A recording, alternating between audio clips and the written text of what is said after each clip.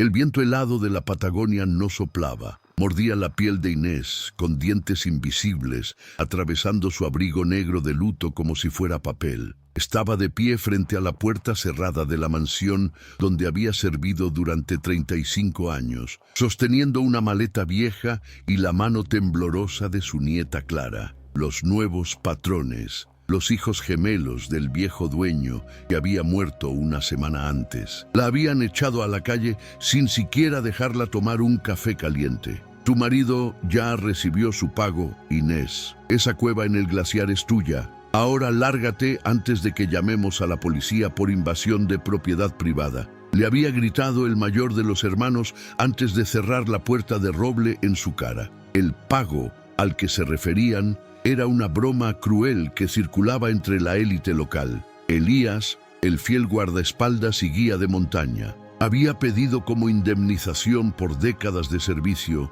la propiedad de una caverna inútil en la base del glaciar, conocida como la Boca del Lobo. Todos pensaban que el viejo se había vuelto senil o que el frío le había congelado el cerebro. Inés misma había llorado de rabia cuando Elías le mostró la escritura años atrás, sintiendo que su lealtad había sido comprada con hielo y piedras. Ahora, viuda y sin hogar, esa cueva era lo único que tenía a su nombre en el mundo. Bruno, su hijo de 19 años, pateó la nieve con furia impotente, maldiciendo a los ricos que se calentaban frente a chimeneas mientras ellos se congelaban afuera. «Papá fue un estúpido, mamá. Nos dejó una tumba. Vamos a morir aquí», gritó, con los ojos llenos de lágrimas que se congelaban en sus pestañas. Inés lo agarró por los hombros, sacudiéndolo para que reaccionara. No podía permitirse el lujo de la desesperación. Tenía que ser la fuerza que mantuviera a su familia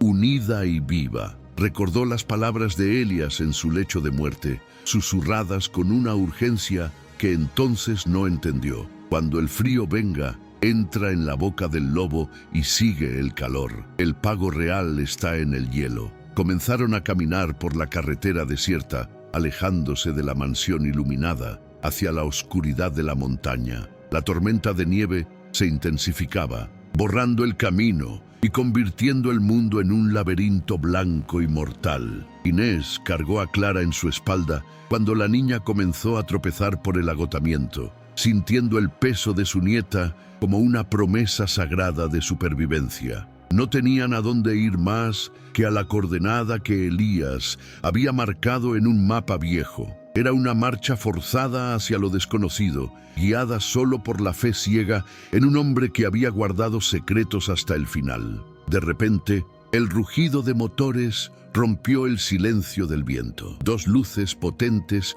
cortaron la nevada detrás de ellos, acercándose rápidamente. No eran coches, eran motos de nieve, vehículos rápidos y agresivos diseñados para cazar en este terreno. Los gemelos no se habían conformado con echarla, habían descubierto que faltaba algo en la caja fuerte de su padre, algo valioso que Elías supuestamente había robado. Inés vio los faros y supo que no venían a ofrecerles transporte. Venían a cobrar una deuda imaginaria con sangre. «¡Corran hacia el bosque! ¡Rápido!», gritó Inés, empujando a Bruno fuera de la carretera. Se lanzaron a la nieve profunda, hundiéndose hasta las rodillas, buscando la cobertura de los árboles de lenga retorcidos por el viento. Los disparos sonaron secos y cercanos, las balas silbando a través de las ramas y levantando géiseres de nieve a su alrededor. No era una advertencia, era una ejecución. Los hermanos querían recuperar lo que creían suyo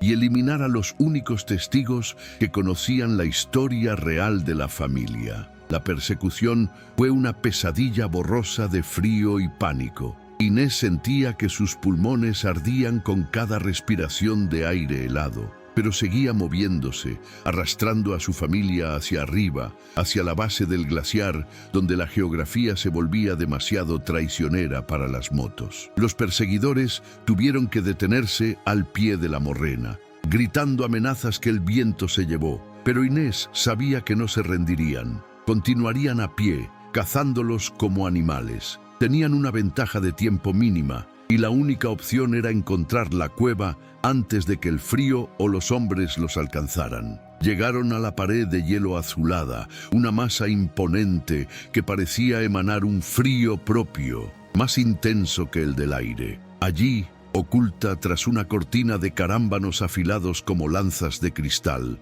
estaba la entrada a la boca del lobo. Parecía exactamente lo que su nombre sugería, una garganta oscura lista para tragarlos. Bruno se detuvo, paralizado por el terror atávico a la oscuridad y al encierro. «Mamá, no podemos entrar ahí, nos vamos a congelar en minutos», suplicó. Inés miró hacia atrás, viendo las linternas de los hombres subiendo la ladera. Miró a Clara, cuyos labios estaban azules por la hipotermia incipiente, y luego miró la cueva, recordando la promesa de calor de Elías. No tenía lógica, pero tenía amor. «Tu padre nunca nos haría daño», dijo con una convicción que no sentía del todo. Tomó una piedra y rompió los carámbanos de la entrada con violencia, abriendo el camino hacia las entrañas del glaciar. «Entren, ahora», ordenó, empujando a sus hijos hacia la oscuridad. El aire que salió de la cueva no olía a muerte estancada, sino a minerales y humedad. Un olor extraño en medio del invierno estéril.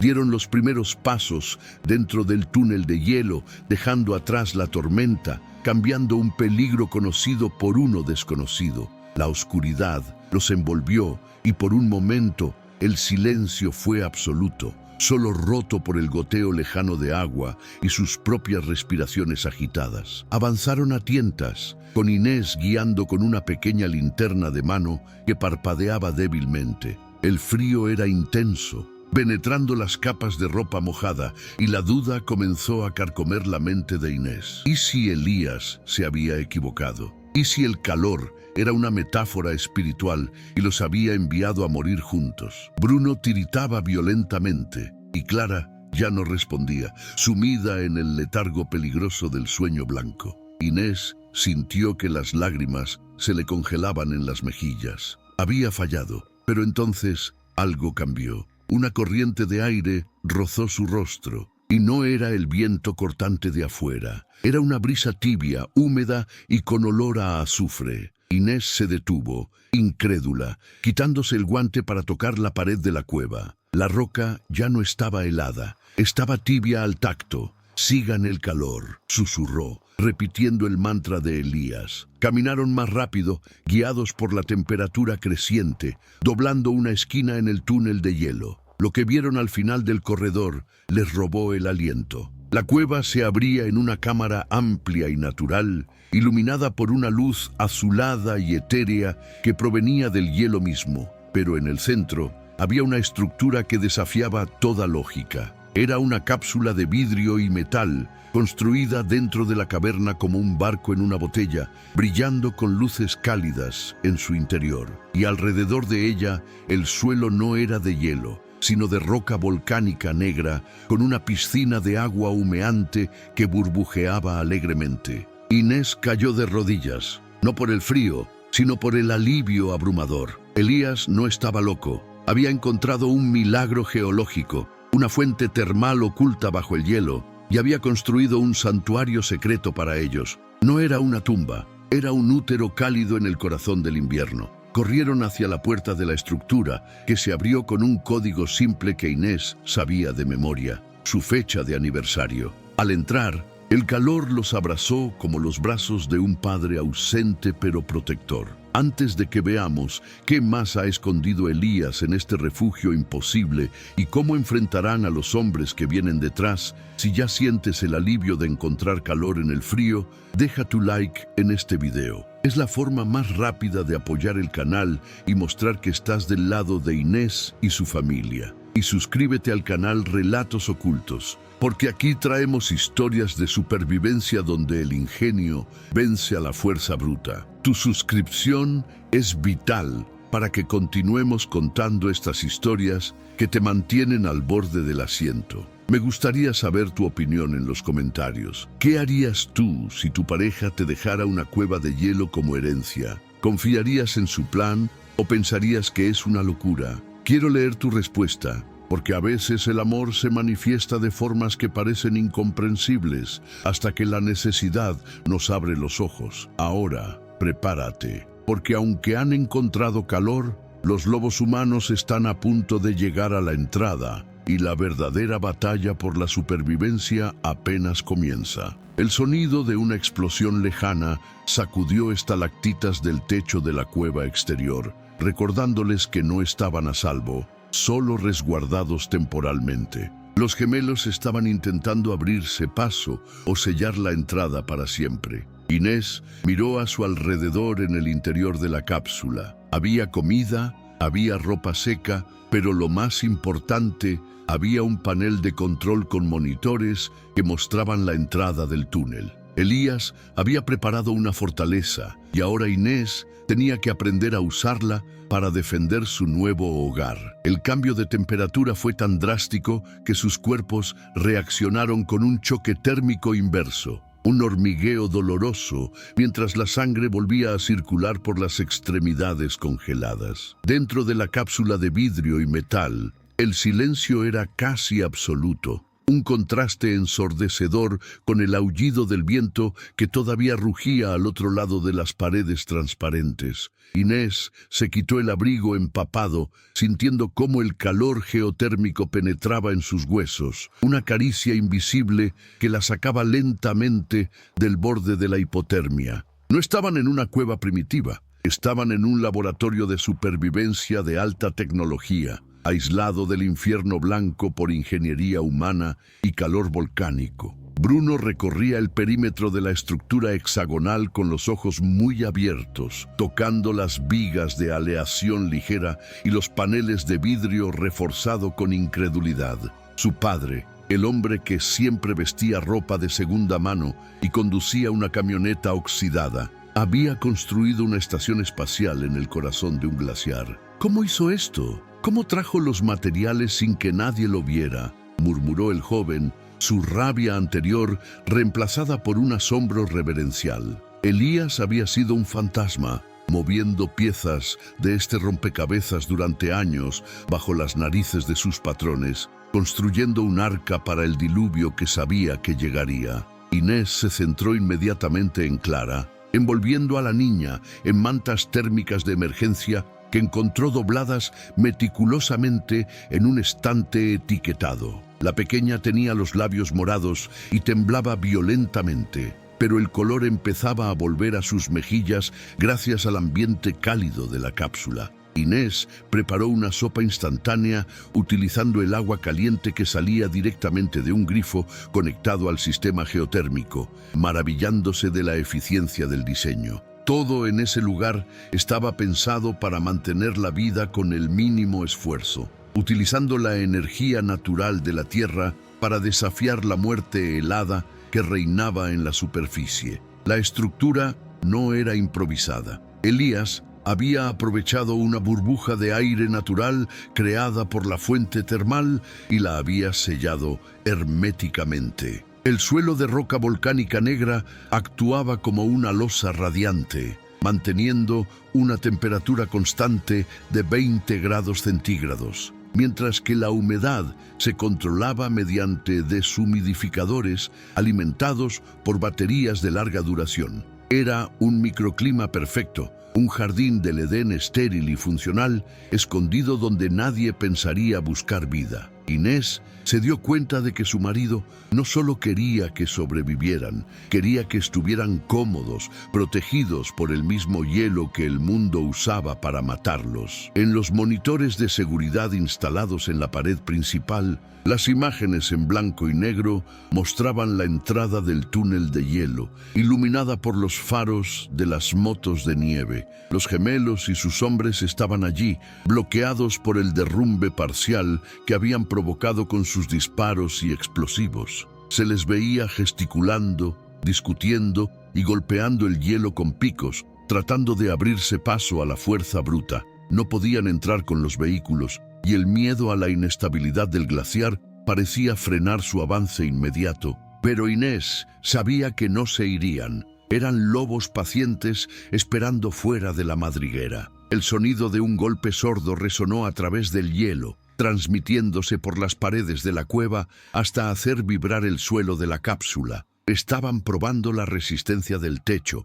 buscando debilidades estructurales para enterrarlos vivos o forzarlos a salir por asfixia. Inés miró el panel de control, donde varios indicadores mostraban los niveles de oxígeno y la integridad del casco. Elías había dejado notas adhesivas con instrucciones simples sobre cómo purgar el aire o sellar las ventilaciones externas en caso de ataque químico. Él había previsto un asedio, no solo una tormenta, y había preparado la cueva para la guerra. Inés encontró ropa seca en un armario metálico, prendas técnicas de alta montaña de su talla exacta, compradas hace años y guardadas en bolsas de vacío. Al ponerse la chaqueta térmica, sintió que se ponía una armadura, transformando su imagen de viuda desamparada en la de una comandante de puesto fronterizo. Se miró en el reflejo del vidrio oscuro. El miedo seguía ahí, en el fondo de sus ojos, pero ahora estaba controlado, sometido por la responsabilidad de proteger lo que quedaba de su familia. Ya no era la sirvienta que obedecía órdenes, era la dueña del castillo de hielo. La despensa era otro mensaje de amor codificado. No solo había raciones de emergencia, sino latas de los melocotones en almíbar que a Bruno le encantaban y chocolate suizo para Clara. Elías había gastado sus escasos ahorros no en lujos para él, sino en pequeños consuelos para ellos, anticipando que necesitarían algo dulce en medio de la amargura de la huida. Bruno abrió una lata en silencio, comiendo con voracidad, y por primera vez en días, Inés vio una sombra de esperanza en el rostro de su hijo. Estaban atrapados, sí, pero estaban vivos, calientes y bien alimentados. Sin embargo, la realidad de su situación era innegable. Estaban en una prisión de lujo. La única salida conocida estaba bloqueada por hombres armados que querían verlos muertos, y los suministros, aunque abundantes, no eran infinitos. Inés se sentó en la silla giratoria frente a los monitores, estudiando los movimientos de sus enemigos. Estaban montando un campamento en la entrada, desplegando tiendas y encendiendo calentadores portátiles. No tenían prisa, sabían que el frío y el aislamiento eran sus mejores armas. Esperaban que la familia saliera arrastrándose cuando el aire se viciara o el miedo se volviera insoportable. Bruno se acercó a la pared de hielo que quedaba fuera de la cápsula de vidrio, observando las formaciones extrañas que la luz de los LEDs creaba en la superficie congelada. «Mamá, esto no es solo un refugio. Papá pasó demasiado tiempo aquí solo para construir una casa», dijo, señalando unas marcas extrañas en el hielo,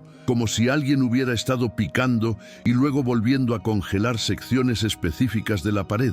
El hielo no era uniforme. Tenía texturas y sombras que sugerían que había cosas enterradas profundamente en su interior, ocultas bajo capas de agua recongelada artificialmente. Inés se levantó y caminó hacia donde señalaba su hijo, sintiendo una curiosidad que superaba el cansancio. Elías le había dicho que el pago real estaba en el hielo, una frase que ella había interpretado como una metáfora sobre la propiedad de la cueva. Pero Elías era un hombre literal, un pragmático que no jugaba con palabras poéticas. Si él decía que había algo en el hielo, significaba que había algo físico, tangible y valioso, incrustado en las paredes de su nuevo hogar. Buscó en la caja de herramientas y sacó un piolet y una linterna potente. Pero había algo más en la habitación, un escritorio de trabajo situado en el rincón más alejado, cubierto de mapas topográficos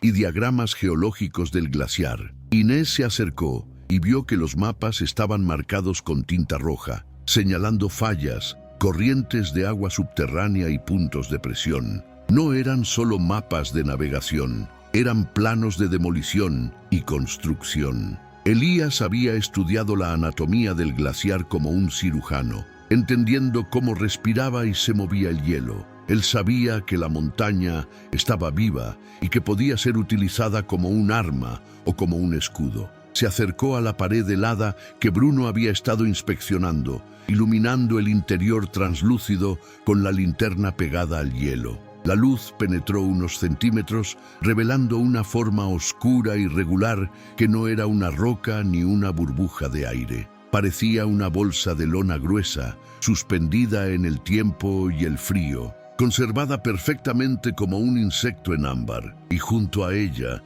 brillando con un destello inconfundible bajo el haz de luz, había una pequeña piedra suelta que reflejaba el arco iris. No era hielo, era un diamante en bruto que se había escapado de su escondite. Inés empuñó el piolet con ambas manos, sintiendo el peso de la herramienta y de la duda en sus brazos cansados. Golpeó la pared de hielo translúcido con una precisión nacida de la desesperación, haciendo saltar esquirlas brillantes que cayeron al suelo de roca negra como diamantes falsos. El hielo, duro como el hormigón antiguo, cedió lentamente bajo el asalto del acero, revelando poco a poco el objeto extraño que había estado sepultado allí durante años. No era una formación natural, era una bolsa de lona encerada, del tipo que usan los militares o los contrabandistas, congelada en el tiempo por la mano previsora de su difunto esposo. Con un último tirón violento, Inés liberó el paquete de su prisión helada,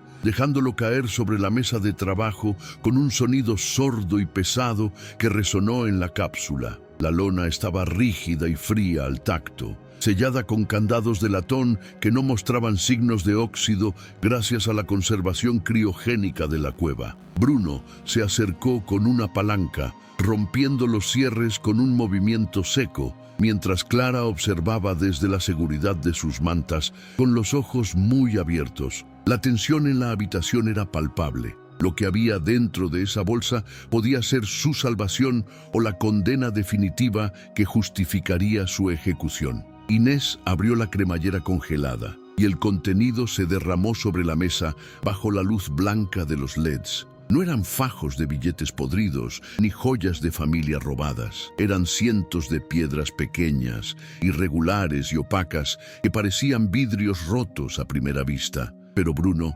tomando una con dedos temblorosos y poniéndola bajo la luz de la linterna, vio el fuego interior que destellaba en el corazón de la piedra. Eran diamantes en bruto, sin cortar y sin pulir, extraídos directamente de la tierra y manchados con la historia invisible de sangre y codicia que los acompañaba siempre. Junto a las piedras, envuelto en plástico impermeable, había un grueso dossier de documentos y un libro de contabilidad negro idéntico al que el patrón solía llevar consigo. Inés comenzó a leer, y la verdad sobre la fortuna de la familia a la que había servido se desplegó ante sus ojos con una claridad brutal. Los diamantes no eran compras legítimas, eran diamantes de sangre, contrabandeados desde zonas de conflicto para financiar guerras privadas y lavar dinero a escala internacional. La riqueza de los gemelos no venía de negocios inteligentes,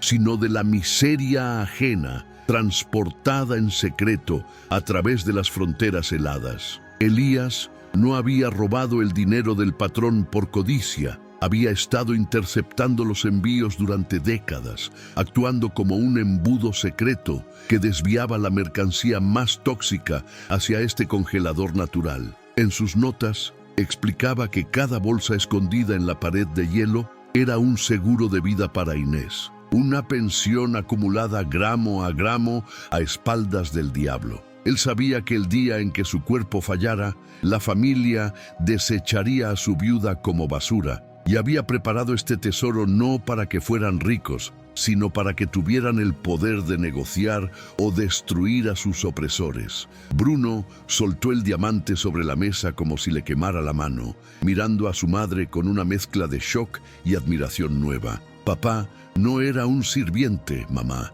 era el dueño del banco», susurró, comprendiendo por fin el silencio estoico de su padre durante todos esos años. Elías había soportado humillaciones y órdenes estúpidas con una sonrisa, sabiendo que él tenía el control real de la fortuna familiar enterrado bajo el hielo. La cueva no era una tumba, era la bóveda de seguridad más inexpugnable del mundo, y ellos tenían la única llave legítima para abrirla. Pero el descubrimiento traía consigo un peligro mortal inmediato. Los gemelos no los perseguían por un robo menor o por despecho. Los perseguían porque esos diamantes y, más importante aún, el libro de contabilidad con los números de serie láser eran la prueba que podía enviarlos a prisión de por vida y confiscar todo su imperio. Si Inés salía de esa cueva con el dossier, la dinastía de los patrones se terminaba. Por eso habían venido con armas y no con abogados. No podían permitir que esa información viera la luz del sol bajo ninguna circunstancia. En los monitores de seguridad, la actividad en la entrada del túnel había cambiado de la frustración caótica a una preparación metódica y siniestra. Los hombres estaban descargando equipos pesados de unos trineos que acababan de llegar. Taladros industriales, generadores portátiles y cajas de explosivos plásticos. Ya no intentaban entrar a pie. Estaban preparando una demolición controlada para abrir la boca de la cueva o sellarla para siempre. El líder de los mercenarios estudiaba la pared de hielo con un dispositivo de escaneo térmico, buscando el punto más débil para atacar la estructura. El sonido de un taladro percutor comenzó a resonar a través de la masa del glaciar, un zumbido grave que viajaba por el hielo mucho más rápido que por el aire. La vibración hacía temblar los objetos en la mesa de la cápsula, un recordatorio constante de que su fortaleza de cristal era frágil ante la fuerza bruta decidida. Inés miró las paredes de la cueva, dándose cuenta de que el hielo que los protegía también podía convertirse en toneladas de escombros mortales si los explosivos se colocaban en el lugar incorrecto. La geología era su escudo, pero también pendía sobre sus cabezas como una espada de Damocles congelada. Inés corrió al panel de control ambiental y verificó los sensores de presión y temperatura externa. Elías había instalado micrófonos de contacto en la entrada, permitiéndoles escuchar las conversaciones de los atacantes con una claridad aterradora. «No me importa si destruimos los diamantes, quiero a la vieja muerta, selén la ventilación si no podemos entrar», escuchó decir a uno de los gemelos, su voz distorsionada por la estática pero cargada de odio. Estaban dispuestos a perder la fortuna con tal de enterrar la evidencia y a la familia que la custodiaba. La amenaza de asfixia se volvió real al instante. Aunque la cápsula tenía su propio suministro de aire gracias a la fotosíntesis de un pequeño jardín hidropónico y filtros de CO2, la cueva exterior necesitaba ventilación para que los gases volcánicos de la fuente termal no se acumularan. Si bloqueaban la entrada principal y las chimeneas naturales, la presión del gas podría volverse peligrosa o el aire podría volverse tóxico. Inés comprendió que el tiempo de esconderse pasivamente había terminado. Tenían que defender la entrada o morirían ahogados en su propio refugio de lujo. Miró a Bruno, que ahora sostenía una bengala de emergencia con una determinación que no tenía horas antes. «Esta es nuestra casa ahora», dijo Inés, tomando el libro de contabilidad y guardándolo dentro de su chaqueta térmica, cerca de su corazón. «Nadie entra en mi casa sin invitación». Se dirigió a un armario marcado con una etiqueta roja que decía «Herramientas de hielo», sabiendo que Elías no solo había dejado comida y dinero, había dejado armas para el hielo, y ella estaba dispuesta a usarlas para asegurar que el invierno se llevara a los que merecían congelarse. La vibración del taladro cesó abruptamente, reemplazada por un silencio tenso que pesaba más que la propia roca sobre sus cabezas. Inés sabía que esa pausa no era una tregua, sino el preludio calculado de la violencia, el momento en que el depredador se agazapa antes de saltar. Segundos después, una explosión sorda sacudió los cimientos del glaciar, no con el estruendo de una bomba al aire libre, sino con la contundencia profunda de una detonación confinada. El techo de la cueva exterior gimió bajo el estrés geológico, liberando una lluvia de estalactitas de hielo afiladas que se clavaron en el suelo de roca negra como dagas de cristal, destruyendo el camino de entrada. La onda expansiva golpeó la cápsula habitable, haciendo vibrar los paneles de vidrio reforzado con una fuerza que amenazaba con hacerlos estallar hacia adentro. Clara gritó, tapándose los oídos, mientras Bruno sostenía la mesa para no caer, mirando con horror cómo el polvo de hielo y roca llenaba la cámara exterior. Los gemelos habían volado la entrada principal, pero no para entrar caminando. Habían provocado un derrumbe controlado para bloquear la salida y convertir la cueva en una tumba sellada. Querían asfixiarlos lentamente o enterrarlos vivos, eliminando el problema sin tener que ensuciarse las manos con sangre directa. El sistema de ventilación de la cápsula emitió un pitido de advertencia. Los sensores detectaban una caída rápida en la presión del aire exterior y la presencia de polvo en suspensión. Inés corrió a los monitores, pero las cámaras de la entrada estaban ciegas, cubiertas de escombros o destruidas por la explosión. Estaban ciegos en ese sector, dependiendo únicamente de los micrófonos sísmicos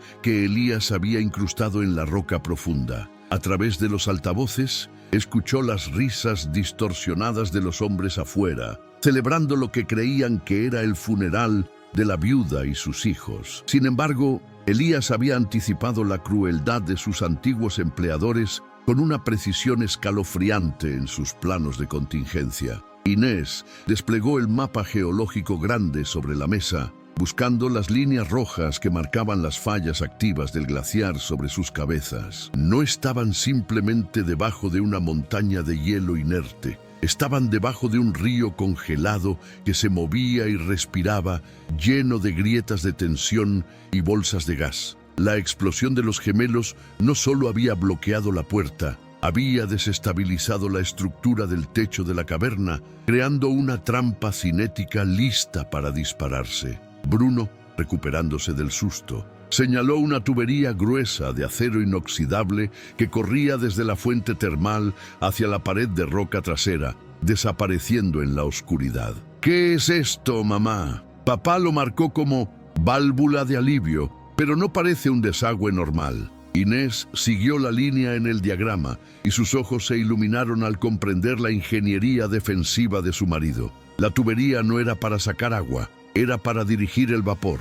Elías había encapsulado la presión volcánica de la fuente, creando un cañón de vapor natural que podía ser redirigido hacia puntos específicos de la cueva. No es un desagüe, Bruno, es un arma, dijo Inés, su voz endureciéndose con la resolución de quien encuentra una espada en medio de la batalla. Explicó que si abrían las válvulas manuales en la secuencia correcta, podían inyectar vapor supercalentado en las grietas del hielo cerca de la entrada bloqueada. El choque térmico extremo entre el vapor a 100 grados y el hielo a 20 bajo cero provocaría una expansión violenta y una fractura inmediata. Podían usar el calor no solo para vivir, sino para romper el bloqueo o, mejor aún, para colapsar el suelo bajo los pies de cualquiera que intentara cruzar los escombros. Pero el plan tenía un riesgo mortal. Manipular la presión de la fuente termal podría desestabilizar la propia cápsula si no se hacía con precisión quirúrgica. Inés miró los medidores de presión del sistema geotérmico. La aguja estaba en la zona verde, pero subía lentamente debido al bloqueo de la ventilación natural. La cueva se estaba convirtiendo en una olla a presión gigante. Si no liberaban el vapor pronto, la explosión vendría desde adentro, cocinándolos a todos en un instante. Los gemelos, en su ignorancia, habían acelerado un proceso geológico que ahora Inés debía controlar manualmente. «Tenemos que salir de la cápsula», anunció Inés, poniéndose el casco de seguridad que Elías había dejado colgado junto a la puerta. «Las válvulas manuales están afuera, cerca de la fuente. Bruno, tú vienes conmigo. Clara, te quedas aquí, y si la luz roja parpadea, te pones la máscara de oxígeno». La niña asintió con una valentía que le partió el corazón a su abuela, agarrando su muñeca con fuerza. Inés sabía que exponerse al aire de la cueva, ahora lleno de polvo y frío, era peligroso. Pero quedarse encerrados esperando la asfixia era una sentencia de muerte segura. Salieron de la esclusa de la cápsula, recibidos por un aire que sabía a azufre y piedra molida, mucho más frío que el interior climatizado. El sonido del goteo de agua se había intensificado. indicando que el hielo del techo estaba derritiéndose por el calor atrapado, debilitando la bóveda natural. Caminaron con cuidado sobre la roca negra hacia la parte trasera de la fuente termal, donde un conjunto de tuberías industriales y ruedas de válvula grandes se alzaban como el esqueleto de una máquina de vapor antigua. Todo estaba etiquetado con la letra clara de Elías, instrucciones paso a paso para operar el dragón, como él había bautizado al sistema. Mientras Bruno luchaba para girar la primera rueda oxidada por la humedad, Inés escuchó un sonido nuevo proveniente del montón de escombros que bloqueaba la entrada. No era el silencio de la tumba, era el sonido de metal raspando contra piedra. Los gemelos no se habían ido. Estaban usando gatos hidráulicos y herramientas de corte para abrir una brecha pequeña en el derrumbe, lo suficiente para meter un arma o un bote de gas. No querían esperar a que el aire se acabara. Querían entrar para recuperar los diamantes personalmente, impulsados por la codicia que superaba a su prudencia. «¡Gira más fuerte! ¡Están entrando!», susurró Inés con urgencia, ayudando a su hijo a hacer palanca en la válvula atascada. El metal chirrió y finalmente cedió, liberando un silbido agudo de vapor que salió disparado por una junta de seguridad. La presión en las tuberías comenzó a subir y el suelo bajo sus pies retumbó. Inés miró hacia el techo de hielo, rezando para que los cálculos de Elías fueran correctos y que el vapor se dirigiera hacia los enemigos y no hacia ellos. Estaban jugando con fuerzas elementales, fuego y hielo, en un espacio confinado. De repente, una luz de linterna atravesó un hueco recién abierto en la parte superior del derrumbe de entrada, barriendo la oscuridad de la cueva como un ojo maligno. «Veo la estructura. Están ahí», gritó una voz triunfante desde el otro lado. Inés se congeló, sabiendo que habían sido descubiertos. Ya no tenían el elemento sorpresa de la invisibilidad, ahora solo tenían la trampa térmica. El haz de luz cayó sobre ellos, iluminando a Inés y Bruno junto a las válvulas, expuestos y vulnerables. Un disparo resonó en la caverna, la bala rebotando en la roca cerca de la cabeza de Bruno, enviando esquirlas de piedra al aire. «¡Aléjense de eso! ¡Salgan con las manos en alto o tiramos gas nervioso!», amenazó el líder de los mercenarios. Inés empujó a Bruno hacia la cobertura de las tuberías, su corazón latiendo desbocado. No iban a negociar, iban a matarlos y tomar lo que quisieran. Inés miró la última válvula, la maestra pintada de rojo brillante. Si la abría, liberaría el infierno. «Esta es mi casa»,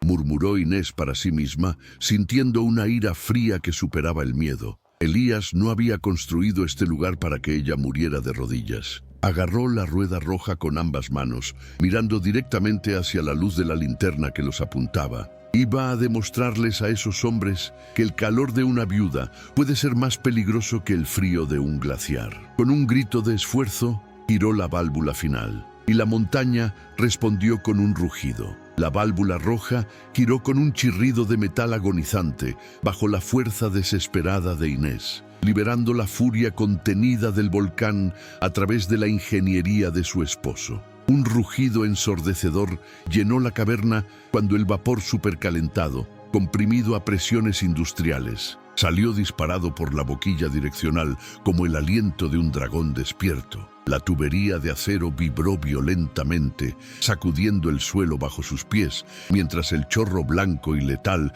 cruzaba el espacio vacío para impactar directamente contra la brecha que los mercenarios habían abierto en el derrumbe de la entrada principal. No era simplemente aire caliente, era una fuerza cinética capaz de escaldar la piel y romper la piedra por choque térmico instantáneo. El impacto del vapor a 100 grados contra el hielo, a 20 bajo cero, provocó una reacción física violenta, similar a una explosión de metralla de cristal. El hielo alrededor de la entrada no se derritió pacíficamente, estalló, lanzando fragmentos afilados, como cuchillos hacia los hombres que intentaban cruzar el umbral. Los gritos de triunfo de los atacantes se transformaron en alaridos de dolor y confusión, mientras eran bombardeados por una tormenta de granizo hirviendo y vapor cegador. La visibilidad en la entrada se redujo a cero en cuestión de segundos, convirtiendo su ventaja táctica y sus armas de fuego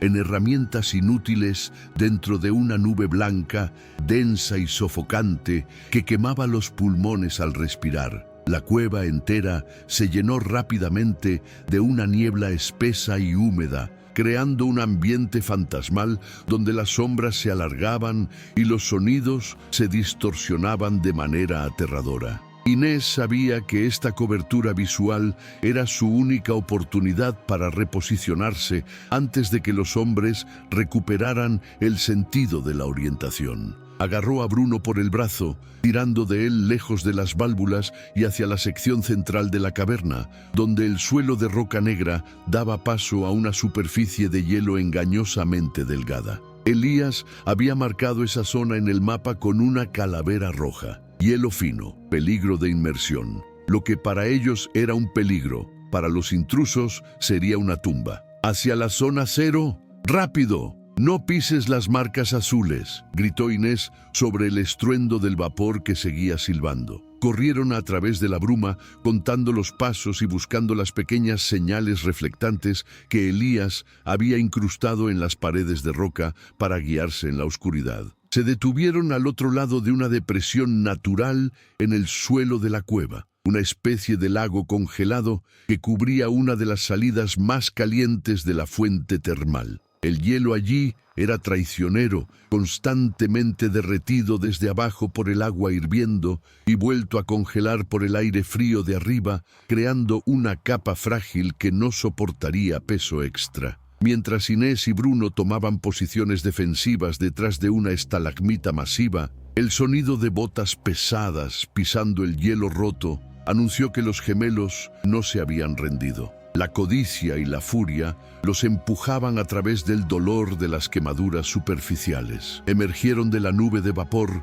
como espectros tecnológicos, llevando máscaras de gas y gafas de visión nocturna que brillaban con un verde siniestro en la penumbra. El vapor confundía sus sensores térmicos, pero podían oír la respiración agitada de sus presas. Avanzaban con cautela, con las armas levantadas, barriendo el espacio con una disciplina militar que helaba la sangre. Se acabó el juego. Inés, entrégame los diamantes y te prometo que la muerte será rápida. Resonó la voz de uno de los hermanos, amplificada por el eco de la caverna. Caminaba al frente, confiado en su superioridad de fuego, sin saber que cada paso lo acercaba más a la trampa geográfica que Elías había diseñado. Inés sacó la pistola de bengalas del bolsillo de su chaqueta, un arma de un solo tiro destinada a pedir rescate, pero que ahora serviría para iniciar el juicio final. No apuntó al hombre, cuya armadura corporal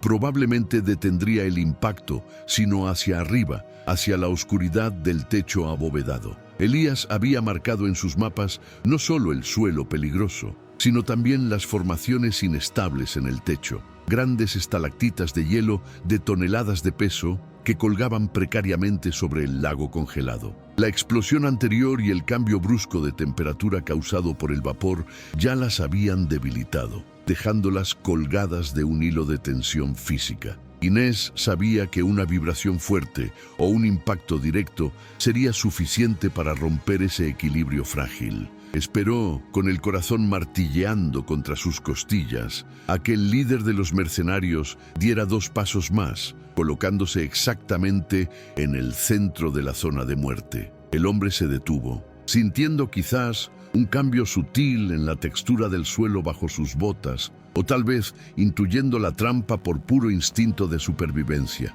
Bajó su arma ligeramente, mirando el hielo oscuro bajo sus pies, y luego levantó la vista hacia donde Inés estaba escondida. ¿Crees que un poco de agua caliente nos va a detener? Compramos esta montaña, vieja estúpida. Todo esto es nuestro, se burló, dando un paso firme hacia adelante para demostrar su dominio. El hielo crujió bajo su peso. un sonido siniestro y agudo que fue enmascarado por el silbido continuo de las tuberías de vapor a sus espaldas. Inés se levantó de su escondite, recortándose contra la luz tenue de la cápsula lejana, presentándose como un blanco fácil para atraer su atención total. La montaña no se compra, se respeta, dijo con una voz que no tembló, canalizando la autoridad de 35 años de silencio roto. Levantó el brazo armado con la pistola de bengalas, apuntando verticalmente hacia el racimo de carámbanos gigantes que pendía justo encima de la cabeza del intruso. El gemelo rió, levantando su rifle para disparar, creyendo que ella había fallado al no apuntarle a él. Fue su último error de cálculo en este mundo. Con un dedo firme, Inés apretó el gatillo. El disparo no sonó como un arma de fuego, sino como un bufido químico, seguido de un silbido agudo, mientras la bengala roja trazaba una línea de fuego hacia el techo. El proyectil de magnesio ardiendo impactó contra la base de la estalactita más grande, incrustándose en el hielo y detonando con un destello brillante y caliente. El calor intenso y la fuerza del impacto fracturaron la unión del hielo con la roca madre instantáneamente. Un crujido atronador, como el de un edificio colapsando, llenó la caverna, y la gravedad reclamó su tributo con una violencia imparable. Toneladas de hielo afilado se desprendieron del techo, cayendo como lanzas de los dioses en una lluvia mortal sobre la posición de los mercenarios. El líder miró hacia arriba demasiado tarde, su grito ahogado por el estruendo del impacto. Las estalactitas golpearon el suelo del lago congelado con la fuerza de misiles, rompiendo la capa de hielo frágil en 1000 pedazos. El suelo sólido desapareció bajo los pies de los hombres, reemplazado por agua negra y burbujeante que los tragó en un instante de caos blanco y salpicaduras hirvientes. El agua de la fuente termal en esa sección no estaba tibia. Estaba cerca del punto de ebullición, calentada directamente por la fisura volcánica. Los hombres cayeron en la poza profunda, sus ropas pesadas y chalecos antibalas, arrastrándolos hacia el fondo, mientras el choque térmico del agua caliente los aturdía. Inés observó desde la orilla segura cómo la trampa de Elias se cerraba sobre sus enemigos, una combinación perfecta de geología y física. No hubo disparos, solo el sonido del hielo rompiéndose y el agua agitada reclamando a los intrusos que se habían atrevido a profanar el santuario. Pero la victoria no fue total. Uno de los gemelos, el que había estado más atrás, logró aferrarse al borde del hielo sólido en el último segundo. Empapado, quemado y con la máscara de gas rota, se arrastró fuera del agua hirviendo con una fuerza nacida del odio puro. Perdió su rifle en la caída, pero sacó un cuchillo de combate de su bota, sus ojos fijos en Inés con una promesa de asesinato. Estaba herido y solo, pero seguía siendo un hombre joven y fuerte contra una mujer mayor y un adolescente. La trampa había fallado en eliminarlo, y ahora la lucha final sería cuerpo a cuerpo sobre el hielo resbaladizo. Inés empujó a Bruno detrás de ella y tomó una piqueta de hielo que había dejado clavada en la roca cercana. No tenía la fuerza física del hombre ni su entrenamiento, pero tenía algo más peligroso. No tenía nada que perder y estaba defendiendo el único hogar que le quedaba. El gemelo se lanzó hacia ella con un rugido, el cuchillo brillando bajo la luz roja de la bengala que aún ardía en el suelo. Inés se plantó firme, respirando el aire frío y caliente de la cueva, lista para demostrar que la viuda del guía de montaña sabía exactamente dónde golpear para que doliera. El último de los gemelos se abalanzó sobre Inés con la desesperación de un animal herido, ignorando el vapor que quemaba su piel y el frío que congelaba su ropa mojada. El cuchillo de combate brilló bajo la luz de las bengalas, buscando el pecho de la mujer que había destruido su imperio en cuestión de minutos. Inés no retrocedió. Había pasado demasiados años retrocediendo ante hombres como él, y esa noche había decidido plantarse firme. Esquivó la estocada inicial con un movimiento torpe pero efectivo,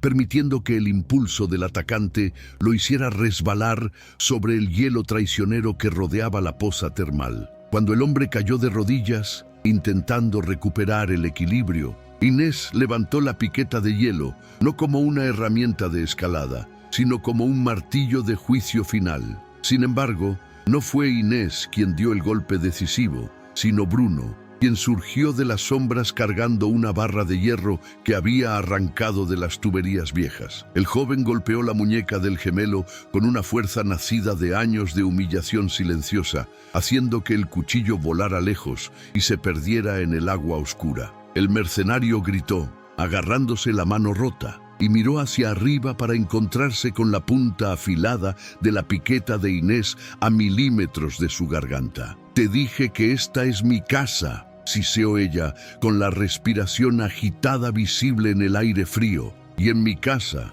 la basura se saca afuera». El hombre se quedó inmóvil, derrotado no por la fuerza, sino por la voluntad inquebrantable de una madre. La victoria física fue seguida casi inmediatamente por el sonido inconfundible de la caballería llegando al rescate. El rugido de rotores de helicópteros de la Policía de Fronteras, alertados por la señal de socorro que Inés había activado en la consola antes de salir, llenó la caverna a través del agujero en el techo. Luces de búsqueda potentes barrieron el interior de la cueva, iluminando la escena dantesca de vapor, hielo roto y hombres derrotados. Equipos tácticos descendieron por cuerdas rápidas, armas en alto, asegurando el perímetro con una eficiencia que contrastaba con el caos de la lucha anterior.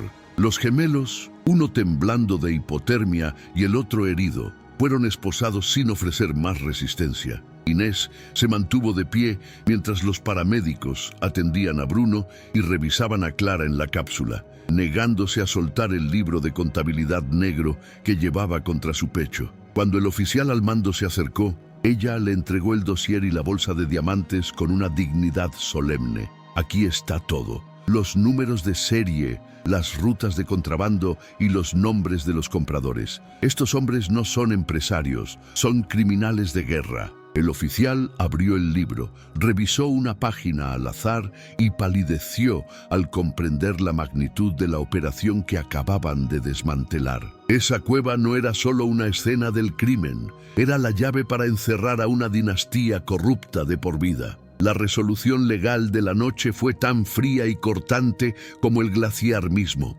Los gemelos fueron evacuados en camillas, sus cuerpos sufriendo los efectos devastadores del choque térmico, enfrentando no solo una recuperación dolorosa, sino una sentencia perpetua. Bajo las leyes internacionales de comercio de diamantes, la recuperación de las piedras y la evidencia proporcionada por Inés la hacían elegible para una recompensa sustancial, un porcentaje del valor incautado que ascendía a millones de dólares. El pago de Elías, que parecía una burla, se había convertido en una fortuna líquida y legal, limpiada de la sangre que la había manchado originalmente. Pero la verdadera riqueza de la cueva se reveló días después, cuando un equipo de geólogos gubernamentales inspeccionó la estructura para asegurar que no hubiera más derrumbes. Descubrieron que la fuente termal no era una simple fuga volcánica aislada. La cueva estaba situada directamente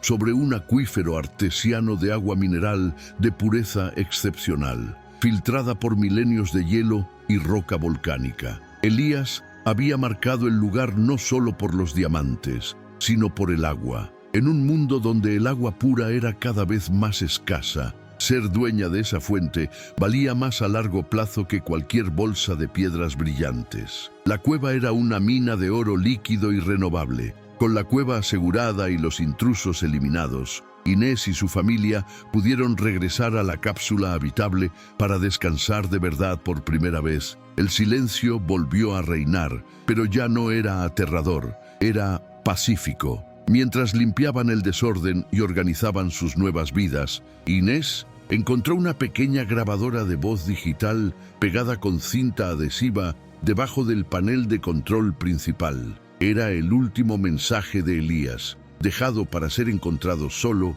si sobrevivían al asedio. Inés se sentó en la litera, con sus hijos a su lado, y presionó el botón de reproducción con dedos temblorosos. La voz de Elías llenó la pequeña habitación, ronca y cansada, pero llena de un amor que trascendía la muerte. Mi querida Inés, si estás escuchando esto, significa que has vencido al frío. Lamento haberte dejado sola en esta lucha, pero no podía arriesgarme a decirte la verdad mientras ellos tuvieran poder sobre nosotros. Hizo una pausa y se escuchó el sonido del viento en la grabación. Ellos te dieron el frío porque tienen corazones de hielo y creen que el mundo es cruel. Yo te dejo el calor porque tú fuiste el sol de mi vida, lo único que mantuvo mi alma tibia en este trabajo miserable. Inés escuchó las palabras con lágrimas corriendo por su rostro, pero por primera vez en años no eran lágrimas de tristeza o impotencia, eran lágrimas de sanación. Elías no la había abandonado, la había estado protegiendo cada día, construyendo este refugio tornillo a tornillo, soportando el frío para que ella pudiera tener calor. La vergüenza de haber sido pagada con una cueva desapareció por completo, reemplazada por un orgullo feroz. Su marido había sido un genio y un héroe silencioso, y ella había demostrado ser digna de su legado al defenderlo con uñas y dientes. La grabación terminó con una instrucción final. No te quedes en la oscuridad, Inés. Usa lo que te dejé para salir a la luz. Haz que ellos nos vean brillar. Inés apagó el dispositivo y miró a través de las paredes de vidrio hacia la cueva iluminada por los LEDs azules. Ya no veía una prisión ni un escondite. Veía los cimientos de un futuro brillante. Tenían dinero, tenían recursos y tenían la propiedad legal de una maravilla natural. La Boca del Lobo ya no era un lugar de muerte, iba a ser el escenario de su renacimiento. Abrazó a Bruno y a Clara, sintiendo el calor de sus cuerpos vivos y seguros. La tormenta afuera había pasado, dejando un cielo despejado y lleno de estrellas que brillaban a través de las grietas del techo de hielo. Inés se prometió a sí misma que nunca más volvería a bajar la cabeza ante nadie. Había entrado en esa cueva como una sirvienta viuda y salía como la reina del hielo y el fuego. La venganza se había servido fría, pero la supervivencia, como Elías había prometido, había sido cálida y dulce. A la mañana siguiente, Inés salió de la cueva para recibir al sol que se reflejaba en el glaciar. Los equipos de limpieza de la policía estaban retirando los restos del campamento de los mercenarios, borrando la última mancha de la invasión. Inés respiró el aire puro y helado, pero esta vez no sintió frío. Llevaba el abrigo de su marido y la certeza de que el invierno ya no era su enemigo, sino su aliado. Miró hacia el valle, hacia donde la mansión de los gemelos se veía pequeña e insignificante, y sonrió. El juego había terminado, y la casa siempre gana. Han pasado 2 inviernos largos desde aquella noche de fuego y hielo que cambió el destino de la familia para siempre, y la Boca del Lobo ya no es un nombre que inspire terror en los lugareños. Donde antes había una grieta oscura y mortal en la base del glaciar, ahora se alza una estructura arquitectónica impresionante de vidrio y madera nativa que parece flotar sobre la nieve eterna. El spa termal Elías se ha convertido en el destino más exclusivo y codiciado de la Patagonia, un lugar donde la élite mundial paga fortunas para sumergirse en las aguas curativas que una vez salvaron la vida de una viuda perseguida. Los helicópteros que aterrizan ahora no traen mercenarios armados, sino turistas que buscan el milagro del calor en medio del desierto blanco. Inés camina por el vestíbulo principal de su hotel, con la elegancia natural de una reina que ha recuperado su trono usurpado. Viste un abrigo de lana de alpaca y botas de diseño, lejos del uniforme gris de sirvienta que definió su existencia durante 35 años de sumisión. Supervisa a su personal con una firmeza amable, asegurándose de que cada huésped sea tratado con la dignidad que a ella le negaron, pero sin permitir ni un ápice de falta de respeto hacia su equipo. Ya no baja la cabeza ante nadie. Los millonarios y celebridades que visitan su santuario la saludan con reverencia,